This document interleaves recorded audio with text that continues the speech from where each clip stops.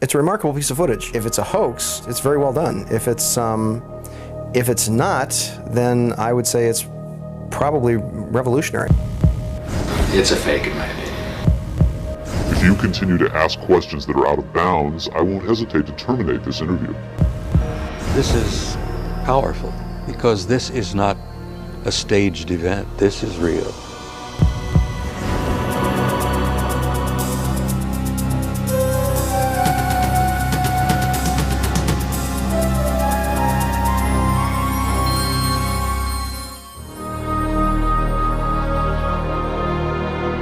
Interest in UFOs and Area 51 is at an all-time high. Last year, a highly rated TV special and best-selling home video purported to show an actual autopsy of an alien being from the famous Roswell, New Mexico crash of 1947. Many people and even some experts believed that autopsy footage was genuine. If that was indeed the body of an alien being from another world, could the footage in this program be the world's first hard visual evidence of an actual living and breathing alien being? An alien being communicating in an interview with a highly covert arm of the US government? If the footage we're about to show you is genuine, then this could very well be the most important video in the history of mankind, proving once and for all that we are not alone.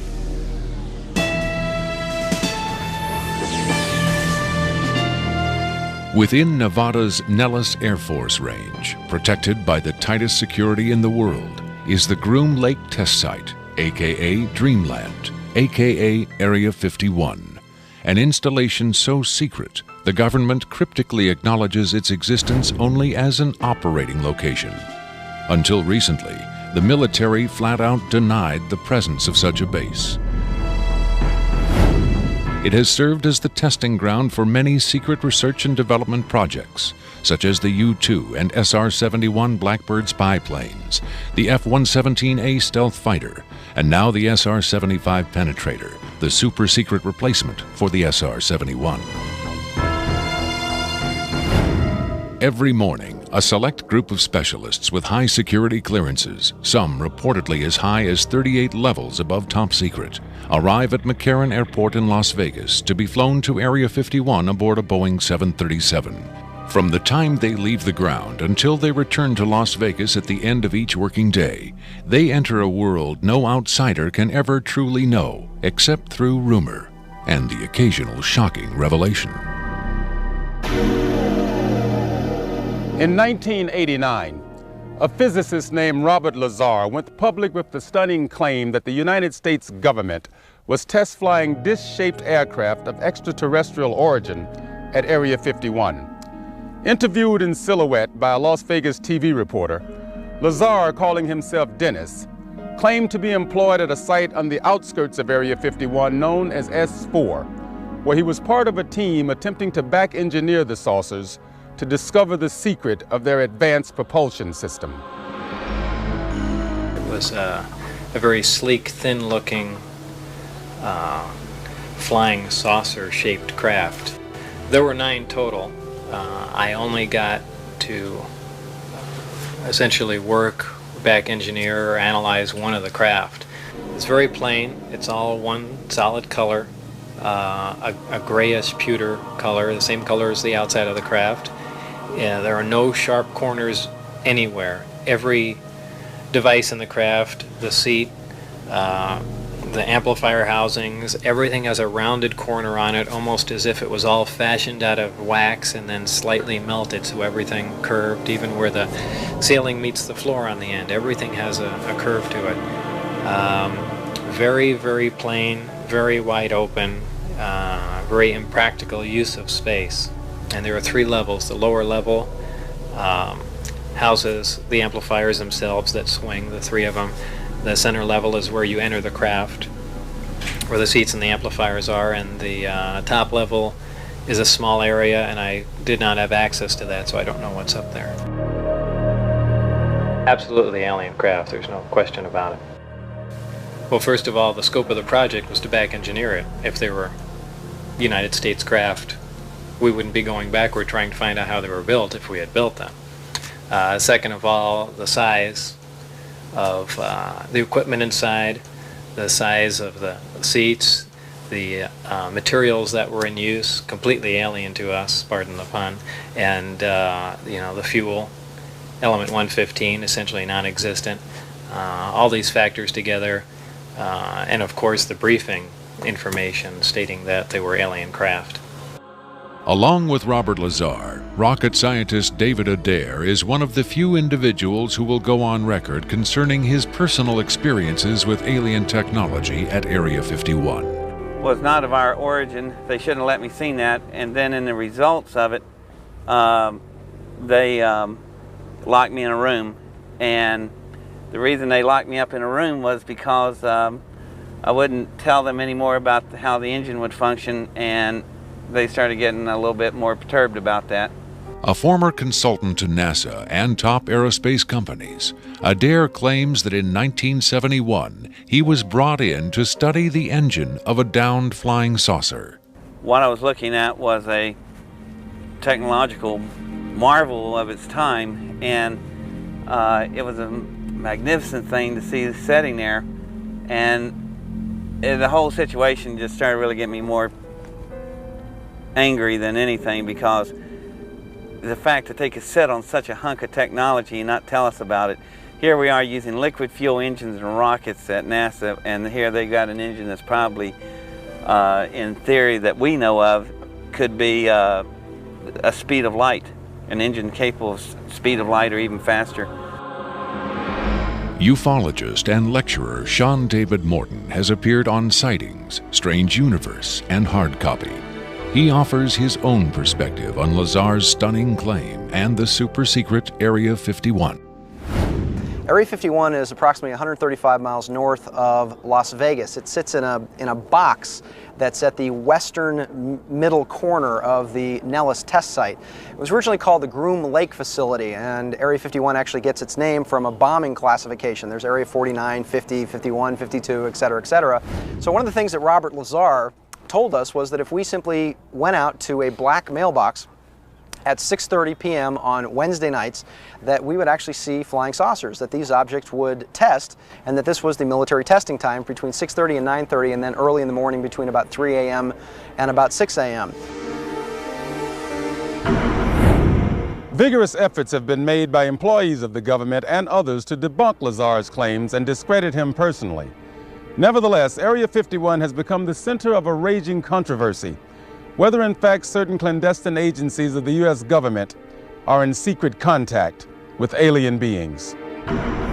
Project Sigma was supposedly a deal between the United States government and various extraterrestrials that after the Roswell crash of 1947, that an organization called Majestic 12 was formed, and then in 1953, President Eisenhower was then brought in on this. Well, there was a negotiation going back and forth between the United States military, the government, and the extraterrestrials.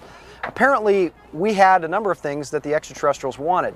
Number one, the military needed hardware. We wanted technology, we wanted weapons technology, propulsion technology, metallurgy technology, and in exchange for this, the ETs were willing to trade us their hardware for our software, and software namely being us. What they primarily wanted was genetic material, and in exchange for that, they were willing to give us certain technological advances, like a number of flying saucers.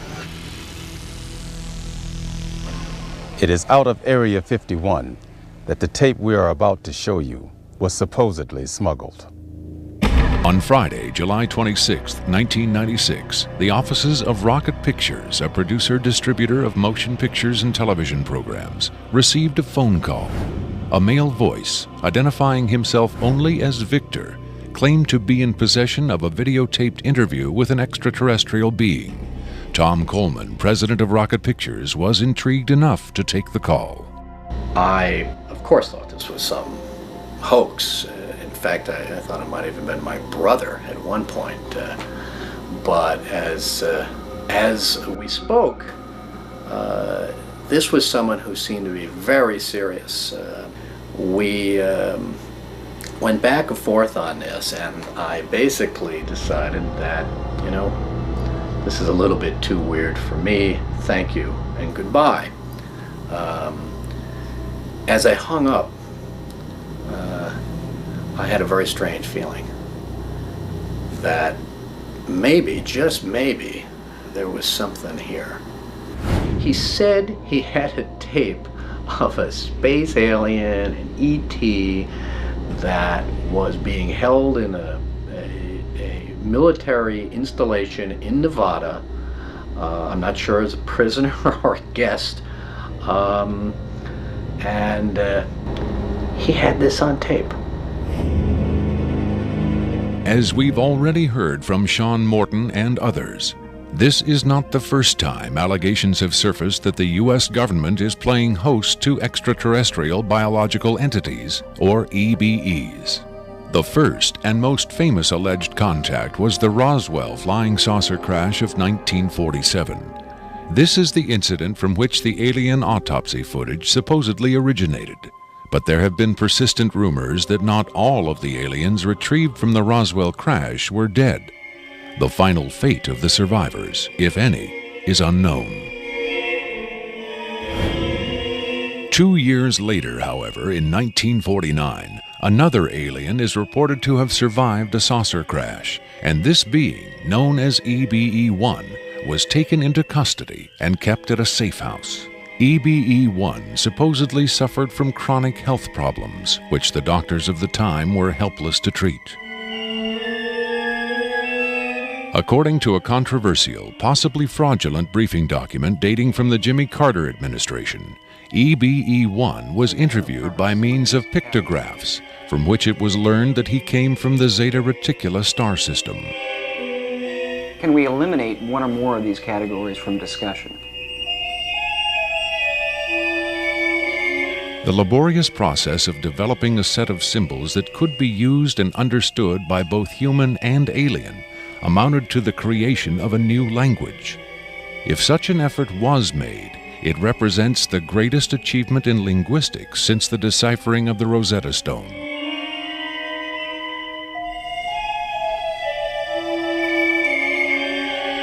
That such an achievement would be kept secret illustrates the hysterical paranoia of the time as the Cold War intensified under the threat of nuclear annihilation.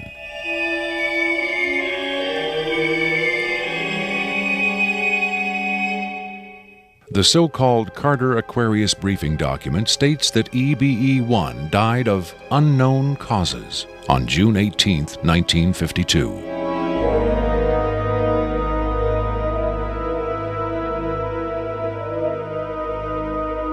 Skeptics who doubt the authenticity of the Carter-Aquarius document find it unbelievable that highly advanced alien beings would allow one of their own to die under the primitive medical care of a species that had barely begun to conquer its own diseases.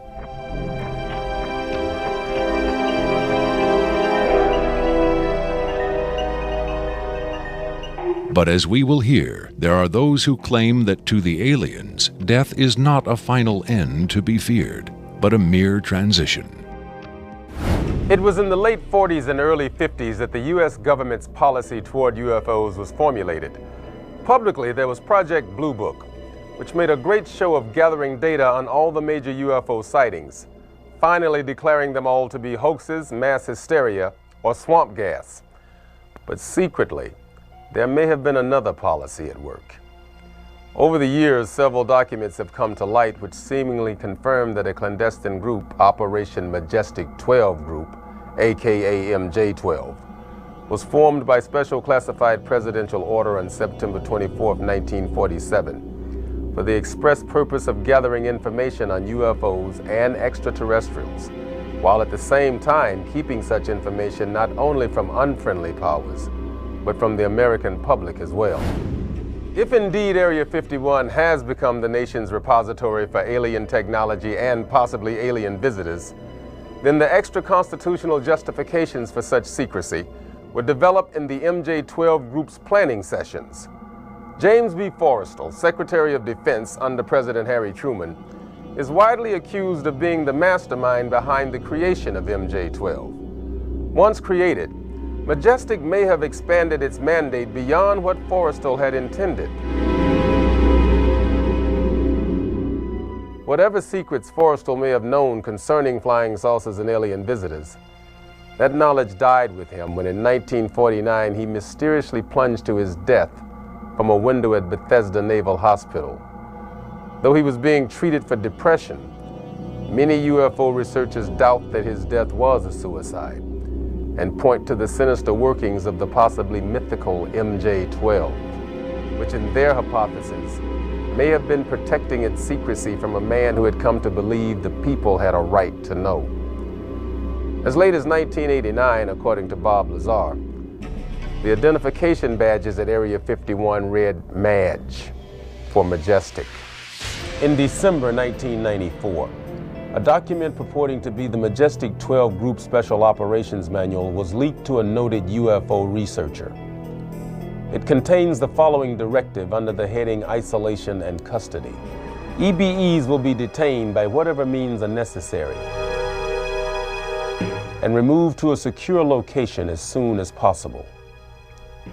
There follows this disturbing amplification.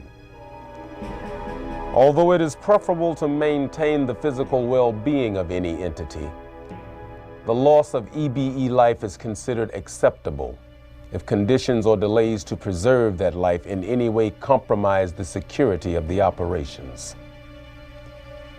From the beginning of the UFO age, it seems, secrecy was always the government's prime directive. In 1988, another anonymous government source, codenamed Falcon, claimed that a second extraterrestrial biological entity, EBE-2, voluntarily became a guest of our government, allowing himself to be examined and interviewed. In this scenario, Area 51 became, for a time at least, a sort of extraterrestrial embassy, the setting for mankind's first attempt at diplomacy with beings from another world.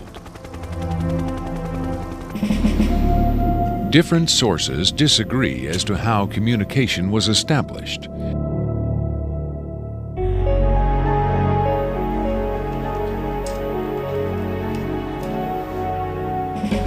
There is universal agreement that the EBEs are incapable or unwilling to speak human language. In addition to the pictographs used by EBE-1, it has been reported by Falcon that in the early 1950s, EBE-2 was fitted with some sort of artificial voice box, allowing him to speak words, and that he learned the English language very rapidly. Other sources doubt this story, however. By our kind, do you mean we Americans? What has been reported most persistently is that the aliens communicate via thought projection, or telepathy. Would have been tortured, made to give up their secrets, instead of questioned in this friendly manner. We cannot be forced to communicate. Has it been tried? Not by us. We speak to who's ever willing to listen.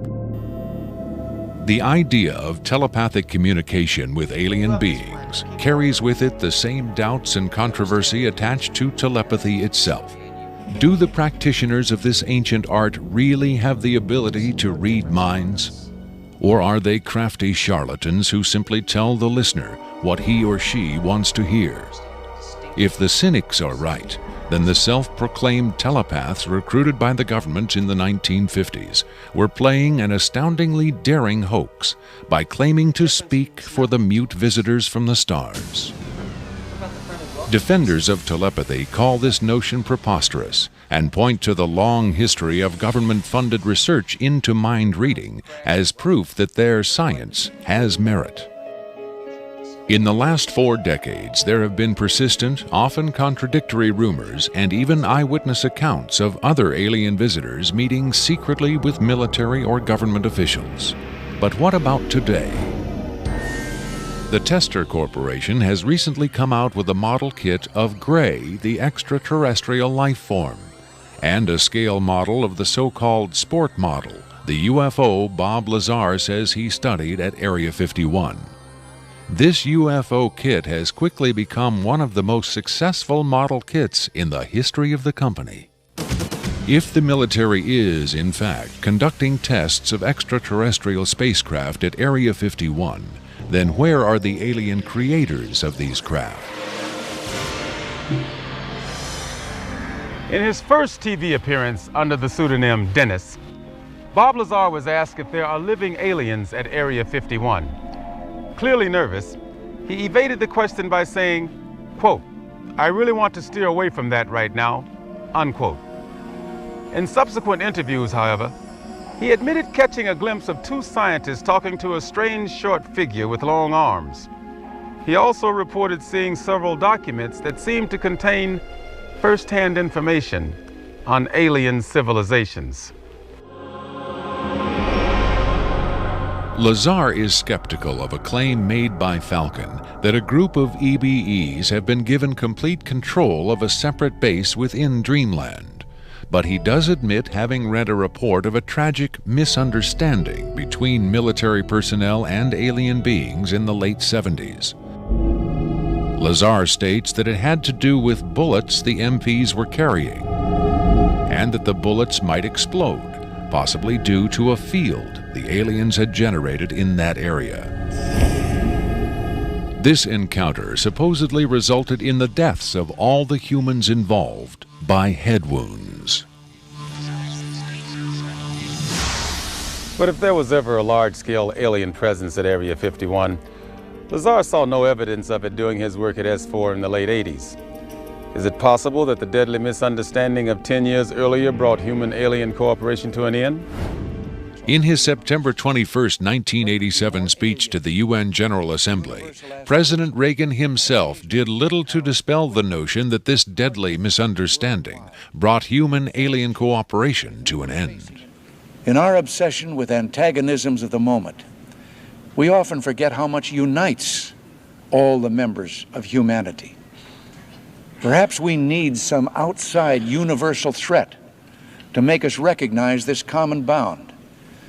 I occasionally think how quickly our differences worldwide would vanish if we were facing an alien threat from outside this world.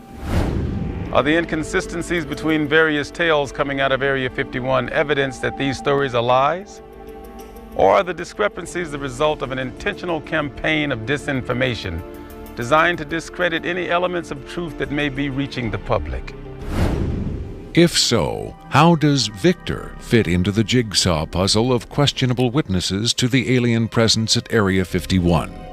Is he a hoaxer, a government dupe, or a frightened whistleblower with the hard evidence to back up his story? I made it very clear to Victor that his credibility was the entire issue here, and that everybody's going to think this is a hoax, and that how are they going to possibly verify this? What he said was, you can do anything you want in terms of verified, any type of due diligence. He will answer whatever questions put forward. We could do whatever type of checking. We could bring in experts. We could have the tape tested. We could, in fact, he encouraged all of these aspects. He just did not want his face and his real name revealed. At Coleman's insistence, Victor agreed reluctantly to appear on camera, but only in disguise, in shadow, and with his voice electronically altered. The questions were agreed upon in advance, but during the actual interview, the discussion occasionally deviated from Victor's approved questions. What is your occupation at Area 51? I won't answer that. I have had reason to be present at Area 51, but I'm not going to clarify whether or not I was there as an employee. Are you saying you were there as a visitor? I'm not going to specify why or in what capacity I was there, only that I was there. Can you tell us how many times you were there? When I agreed to this, my fundamental ground rule was that I would not be asked to divulge personal data that might help pinpoint my identity. If you continue to ask questions that are out of bounds, I won't hesitate to terminate this interview. Are you saying that the number of times you were present at Area 51 is enough to pinpoint your identity? Any specifics will narrow the field of suspects. Of course, I could lie. Let's say I've been there 47 times, or anyway more than once. Let's turn to the tape itself. The copy you've supplied is not the original tape. No. Was the original at Area 51 when you copied it? That's out of bounds. Is it fair to assume that the copying of tapes at Area 51 is heavily restricted? You can assume anything you like. I would say that's a fair assumption. That's obvious. I will say that this tape was copied under special circumstances. Otherwise, copying it would have been impossible. Can you be more specific? More specific? Okay, I'm sure they've figured this much out already. Recently, there was a wholesale transfer of video documentation from analog tape to digital disk storage. In a couple of instances, this allowed data to leak from a highest security system to a less high security system. Even so, this particular tape was the only... I think that's about all I'll say about that. Was there something about this particular clip that made it more accessible to be copied? Not necessarily, no.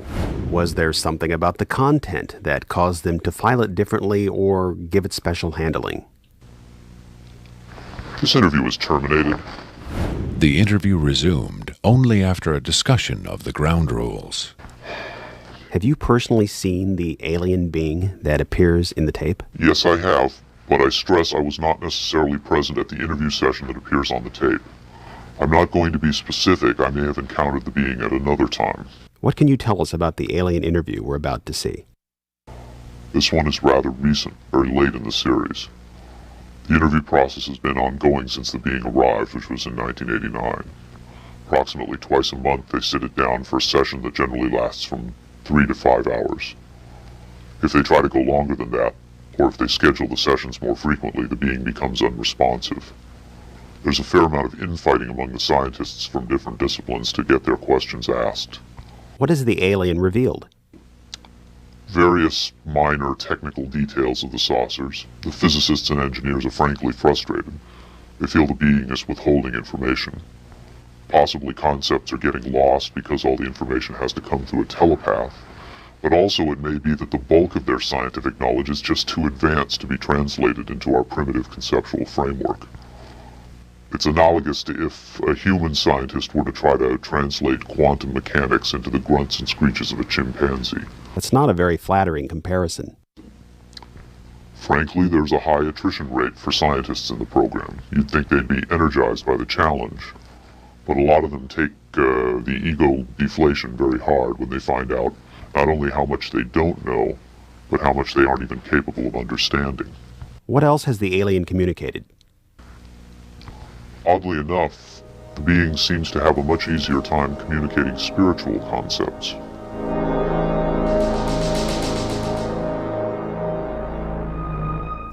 The human body is a vehicle, a vessel. The vessel must be maintained to serve the spirit with maximum efficiency. But a broken vessel can be replaced. The human spirit, or the soul, can have many vessels. Is the process natural or technological? Both are one. Technology is a natural excrescence of humanity. Technology is a process the vessel uses to perfect itself. So this transference of the soul from vessel to vessel, did your kind create the mechanics of it, or is it a natural... Did it predate the intellectual creation? Before understanding must come acceptance. And it's not technological. Well, I think what he's trying to say is that the question is meaningless. The soul can travel from vessel to vessel. Reincarnation, transfiguration, whatever. It's real. What I'm getting at is, does he know how it's done? Victor uses the term vessels to refer to the alien's conception of the body as a disposable vehicle for the soul. The UFO cult known as Heaven's Gate used the term containers in a similar context. The mass suicide of the Heaven's Gate cultists illustrates the dark side of accepting such ideas at face value. Doe, the Heaven's Gate cult leader, preach that humans can pass from container to container. The mysterious Victor, on the other hand, harbors no such belief. In his interview, recorded months before the Rancho Santa Fe tragedy, Victor made his attachment to his own earthly vessel abundantly clear.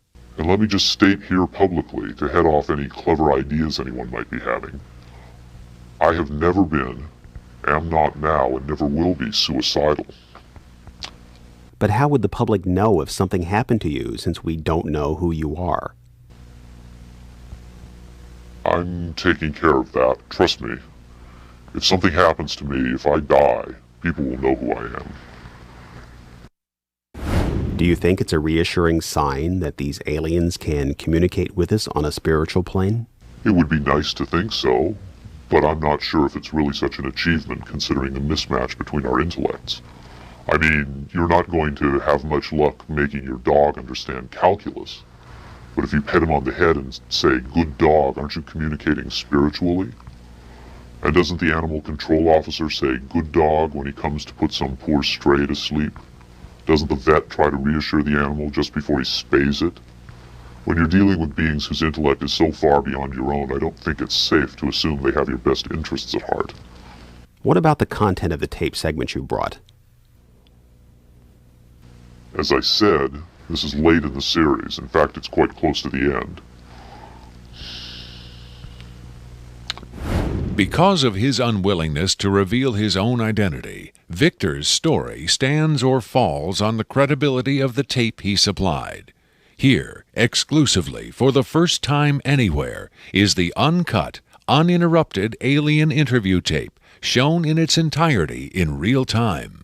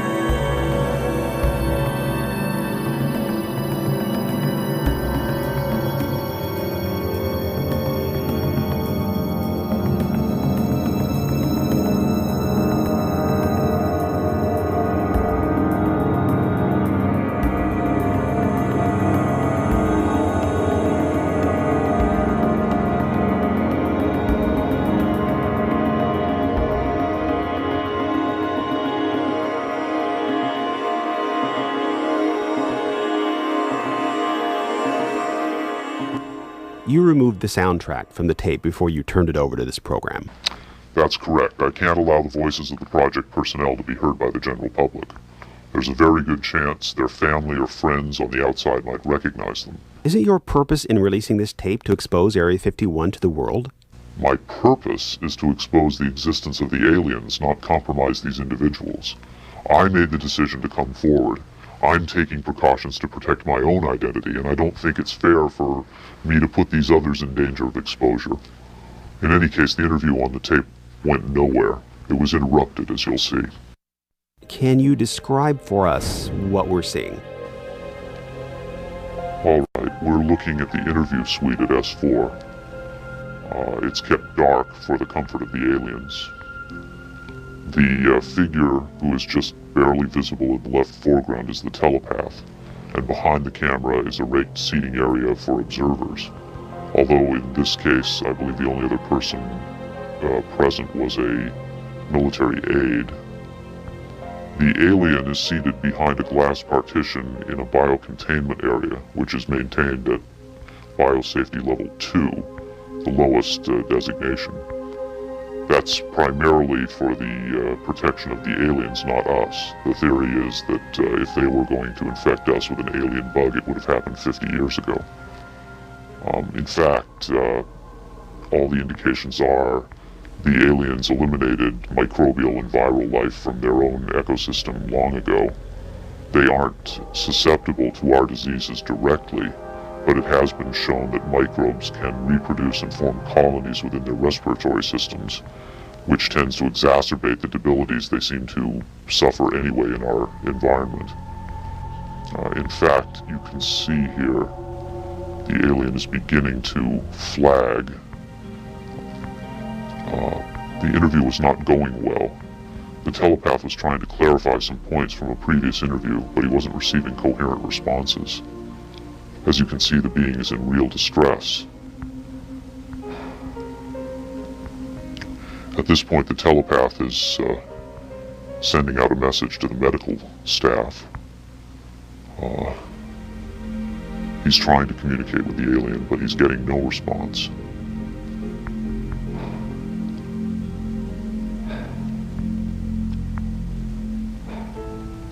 There's very little he can do.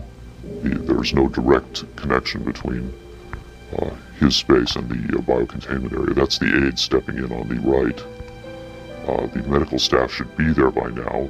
They're slow in responding. There they are. I have to say the medical personnel at S4 are less than first rate. They tend to be selected for their willingness to keep secrets rather than their medical competence. By the way, he's not shining that light into the eyes. It looks that way, but in fact he's checking for hemorrhaging around the eye sockets and in the nasal cavity. I'm sorry. It's very hard for me to watch this.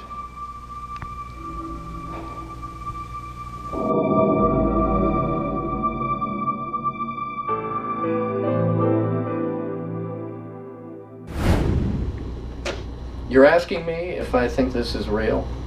That have I finally seen a space alien? I don't know. But I do know this. I know that this is not a tricked up version like the alien autopsy. It doesn't attempt to distract you away from the alien. It doesn't have that cinema verite, black and white. It doesn't go to great lengths to try to fool the audience. It's straight ahead. It's an alien on tape. Pretty much the way you'd probably film it. The point is this: what if it is real? In evaluating the authenticity of the alien interview tape, the logical place to begin is with the videotape itself. What can the technical details of this recording tell us about its origin? Rocket Pictures sent Victor's original tape to the Phoenix laboratory of renowned image analyst Jim Delatoso. Using the most up-to-date digital technology, Delatoso tried to determine the tape's authenticity. I've been exploring, looking at different aspects of the image itself to develop questions for a matrix on is it real or is it fake. I grabbed a frame in the computer and we're outputting it now in digital format, and you can see that we have an absolutely solid picture. What we've done is taken the picture and moved it over so that we can look at the information that's in between the frames. Now, when we look at the motion video, we can see that it still is not bad. And when we have this little indicator down here, it tells me that the original image was transferred using some kind of time-based corrector. These are video screens up here, television, video monitors, and they're off at an angle. If this was shot using a video camera with lines on it, we would see moire patterns up there, and we don't see the moire patterns.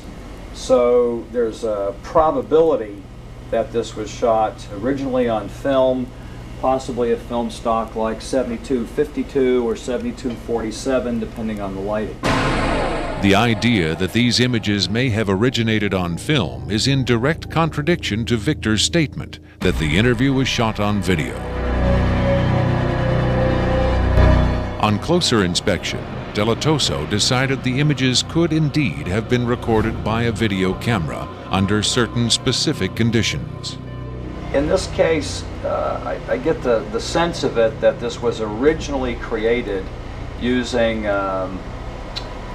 either film, transferred telecine to beta, but then this is the third generation, or it was taped under very low light conditions with the video gain boosted probably 12 dB. Even the emotionless analysis of a computer cannot provide a definitive answer. Della Toso's efforts yield tantalizing hints, but in the end they only increase the mystery. One of the key things about this creature are its eyes. Like the other experts, video analyst Jim Della Toso was emotionally affected by what he saw. He took the tape very seriously and offered this personal opinion. If someone faked this, I don't like these people. I think it's a bad thing for people to do, because if extraterrestrials come here, it's an incredibly important thing to understand who they are and why are they coming here. If this is not faked, I think we've got a glimpse here of a sense of communication with someone who came from a long distance away.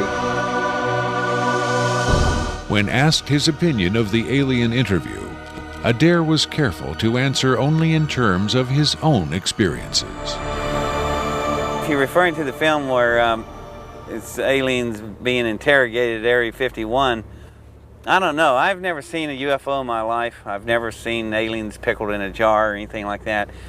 But I know I saw an engine that wasn't from our terrestrial technology. If you look at an engine like that, it came out of a craft. If it come out of a craft, then that craft has occupants. So it's very logical to assume then that those occupants could still be here and they could be interrogating them, or they could have downed another craft since 1971. Makeup artist John Criswell has provided special effects creatures for many Hollywood motion pictures and television shows, such as Spaced Invaders and Babylon 5. Hired by Rocket Pictures to create the aliens for the recreation segments of this program, Criswell was very interested to finally see the real thing. By Hollywood standards, I would say it's a pretty decent puppet. Well, to be honest with you, I would love to buy this being real, but it's probably a hoax. Well, I think this is a really cool design, and it's a great concept, but I think I could have done better. Whoever did this, I mean, they could have a job in Hollywood in a minute, no problem. This one has a much creepier quality than the alien autopsy tape, I think. That one I definitely didn't buy just because of the way it laid on the table. There was a couple of things. This actually, whoever did this was, or if someone did this, they were very clever because it it hides a lot of stuff. So that's what makes me kind of disbelieve it a little bit. But, you know, who knows? Criswell thought the alien exhibited movements that would be difficult to fake. There are moments when this looks very real, and I don't know how they did certain little things about this. So right when I would say that it's definitely a puppet, he moves a certain way, or he'll lift up in the frame and all that, and all these little things are important to the, you know, to the character of it. Academy Award winner Rick Baker is one of Hollywood's reigning masters of makeup effects. He transformed Eddie Murphy into a 300-pound man for The Nutty Professor and has created monsters for countless films, including An American Werewolf in London and the UFO-related Men in Black. Baker dismissed the tape as a fake. Yeah, this doesn't fool me. I don't buy this. I think this is a puppet, and you've got a table in the foreground that's hiding the rest of its body. You've got some kind of, whatever that instrument is in the foreground, it's also lit very mysteriously. I think if you were going to record this alien, you would want to see it, and you wouldn't want to hide it behind a table, and you would light it in a way that would show up much more than this. And this particular movement, this head-jerking movement here especially, looks very puppety to me. It looks a little overdone and very much like a guy with his hand inside this thing maneuvering it. I guess he's supposed to be ill here. Is that what's going on? It just looks like they went to a great deal of effort to hide as much of the anatomy other than the head on this puppet, and I just don't buy it. I would be willing to stake my reputation on the fact that I think this is a hoax. It's very interesting to see, though. In Baker's opinion, there was no controversy at all. It's a fake, in my opinion. We could build better. We have built better, UFO expert Robert Dean, on the other hand, had no doubt whatsoever that the tape was authentic. This is powerful because this is not a staged event. This is real. In the 1960s, Robert O. Dean served as an Army intelligence analyst at NATO headquarters in Europe, where he claims to have seen first-hand evidence of alien beings and their artifacts. Retired from the Army, he is now a highly regarded UFO researcher and analyst. Dean was asked to view the tape and offer his expert opinion. Treating him like a piece of livestock, wiping his lips. Calling on his own first-hand experience for comparison, Robert Dean was stunned and moved by what he saw. That breaks my heart.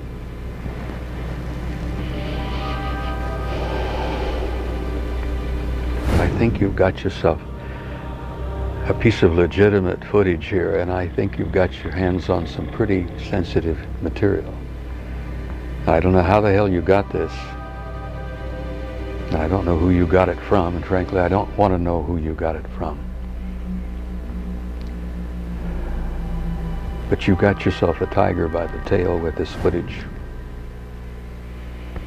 I would say, and I know that that's one of the things you'll ask of me, is that you've got yourself some legitimate footage of one of the little guys being interrogated and filmed. And there's a reality to it, and there's a sensitivity to it that literally breaks my heart.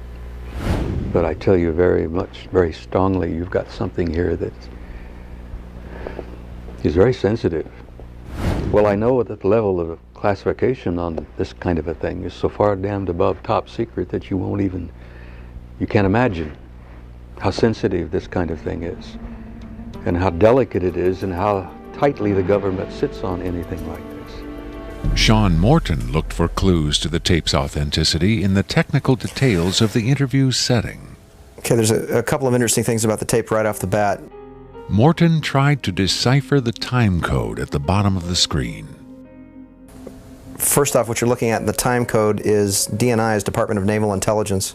So Department of Naval Intelligence, this would probably be a file number 27. It could be a security level, however, because security levels are supposedly go up to Q36, or the highest ones that we know about.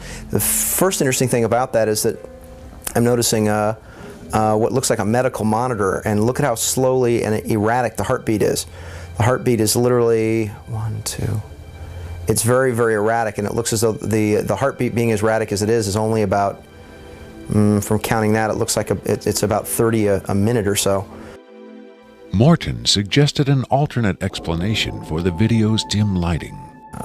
One of the unusual things about most of these particular race of aliens is they are very, very sensitive to light. So a lot of these interviews are conducted in very darkened rooms. To Morton's eye, many features of this alien dovetailed with accounts of other first-hand contactees. Another strange thing about the physiognomy of these creatures is, as well, is if you will notice that the neck itself is not at the back of the head like a human being is. The neck is actually in the center of the head, which is what actually gives it problems holding its head and its neck up. Whatever this is, it's being taken, the interview is actually being done through a piece of glass, which is probably something somebody faking the photographs probably wouldn't think about. Right there we see that the creature appears to be choking. The dark eyes, in many cases, are actually a form of lens that guards the creature against untoward sunlight. It's a remarkable piece of footage. I mean, it's very, very, very, very interesting. If it's a hoax, it's very well done. If it's not, then I would say it's probably revolutionary. Another expert who was asked to examine the tape was Michael Hesseman, one of Europe's leading UFO researchers and author of the international bestseller Beyond Roswell. When I got the first information about the alien interview footage, and when I saw the first picture, I said there might be a connection to a real incident. Hesseman was intrigued both by the alien's appearance and by Victor's claim that the being arrived at Area 51 in 1989. If it is authentic, it might be the most significant film ever published, ever shown on television. For several years now, Hesseman has been investigating reports that the South African Air Force shot down a flying saucer in the Kalahari Desert in 1989. According to Hesseman's sources, 2 survivors were retrieved from the downed saucer. One was sent to Wright-Patterson Air Force Base in Ohio, and the other to Area 51. The extraterrestrial in Victor's tape bears a striking resemblance to descriptions of the Kalahari ET, and the timing of its appearance at Area 51 is consistent with the South African incident. If you see the drawings we have of the Kalahari alien and the descriptions we have, it seems to be the same being. And the Kalahari incident puts the alien interview footage into a context and gives it at least a probability that it might be real. It might be the real stuff, we just don't know. Whitley Strieber, best-selling author of Communion, claims to have had numerous personal contacts with alien beings. He has become the de facto spokesman for the growing number of people who claim to have been abducted by extraterrestrials. The nationally syndicated television program Strange Universe asked Strieber and several other abductees to view the alien interview tape. What Strieber saw left him profoundly shaken.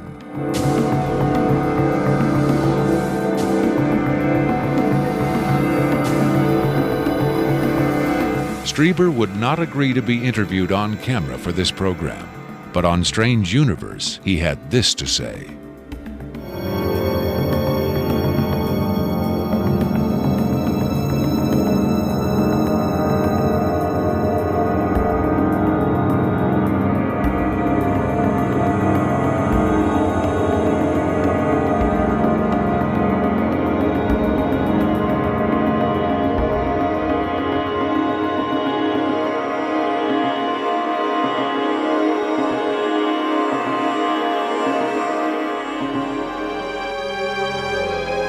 On May 23, 1997, Victor gave a radio interview on the nationally syndicated show Coast to Coast AM with Art Bell.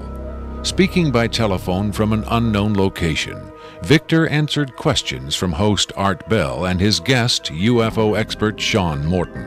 From the Kingdom of Nye, Coast to Coast AM continues with Art Bell. It is going to be a very interesting morning. Let's see if we've got Victor on the line. Victor, are you there? I'm here. Welcome to the program, Victor. Afterwards, this is what Bell and Morton had to say about Victor's credibility. What a hell of an interview, huh? Boy, oh boy, talk about making history on the radio. It was, as far as I could tell, he answered every question properly as far as exactly where the locations are, to the, descriptions of the, the transports, the 737s, to the CTS-43s, the retinal scans, the 5 levels at S4. A veteran of countless controversial interviews, Art Bell still found himself impressed by his encounter with Victor. In the first, I think, half hour, I sensed that I was getting a kind of a runaround, or that I was not satisfied with the quality of the answers that I was being given. But as the interview progressed, and Victor, to some degree, began to relax, I began to get a different sense, and that was that he was telling me the truth. I think Victor was scared. I think Victor really is scared. And so my judgment of the interview after about the first, maybe 20 minutes, half hour, is that we began to get some real information. It was a significant milestone. There's no question about that in broadcasting.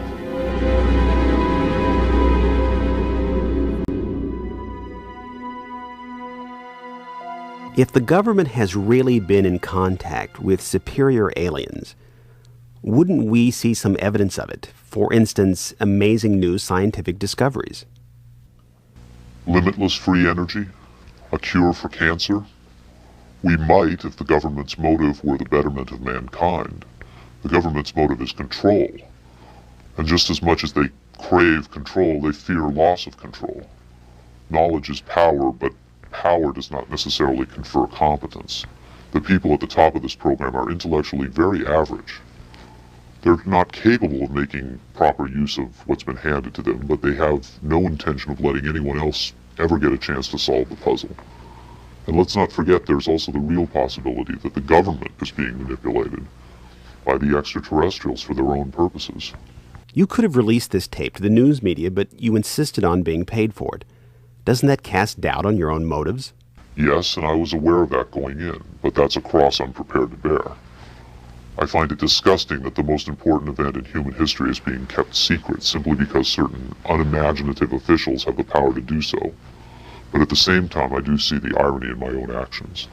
All I can say is, had I had the choice, I would not have insisted on profiting from this revelation. But since by lifting this veil, I've endangered not only my career, but possibly my life, I felt the need for some small measure of monetary freedom to deal with any eventualities. And let me say, I could have demanded significantly more money than I did if I had been willing to compromise my anonymity. There have been other whistleblowers who jumped at the chance to become celebrities, which I think casts even more doubt on their motives than some people may be casting on mine. Do you believe your life is in danger as a result of making this tape public? I would hope not. I would like to think my government is a little more civilized than that, but at the same time I don't intend to give them the chance to prove me wrong. At any rate, to a certain extent, I'm counting on being disbelieved. Obviously, they would like me to be perceived as a hoaxer. If something were to happen to me, if I should die suddenly in a freak accident, it would obviously lend credence to my story, and I assume they understand that and will act or not act accordingly. Why should anyone believe this tape is authentic? Use your own judgment. That's all any of us can do. There's been so much secrecy and disinformation over the last 50 years that it's become impossible to prove anything in the face of official denial. Of course, the flip side is nobody really believes anything the government says. Robert Dean heads a growing movement lobbying Congress to release former NASA intelligence and military officials from their security oaths so they can talk openly about U.S. involvement with UFOs and aliens. As early as '49, your government knew we were dealing with extraterrestrial intelligence. And then it sort of blew up more and more. Every year there were more discoveries, more conclusions, more contacts. And as you probably know, we have indeed retrieved crashed hardware, and we have reverse engineered it, and we have indeed been flying some of that hardware in this base not too many miles outside of Nellis, near Las Vegas. Dean believes the time has come for the government to tell the people what it knows. The truth has got to come out. We're over 30 years too late. The people not only have a right to know, they have a need to know. And damn it, I stand in this belief, and I will say this and stand by this till the day I die. Congress has the responsibility, Congress has the obligation to the people, to the Constitution, and to the nation.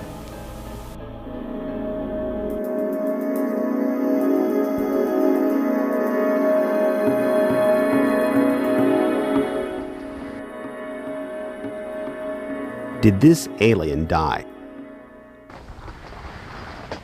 I can't answer that with certainty. I do know the interviews came to an end.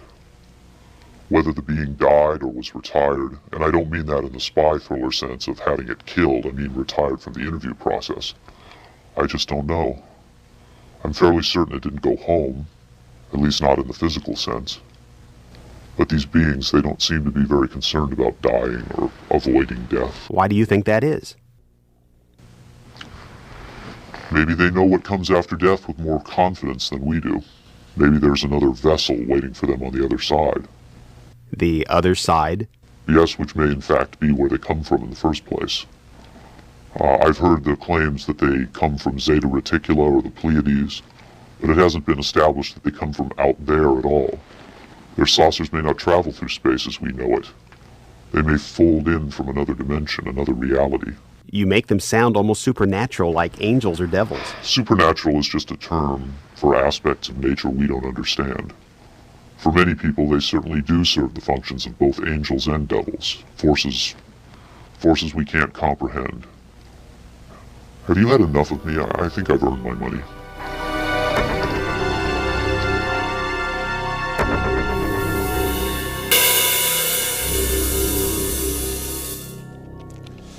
Is seeing believing? Can the images on this little tape really be what Victor claims? To even take the question seriously requires a belief in the possibility of wonder, a willingness to accept an almost unimaginable truth. It's far easier and safer to label it a hoax. I'm standing on Nevada Highway 375. America's official extraterrestrial highway, redesignated last year by the legislature in acknowledgement of the worldwide fame that has become attached to this desolate spot.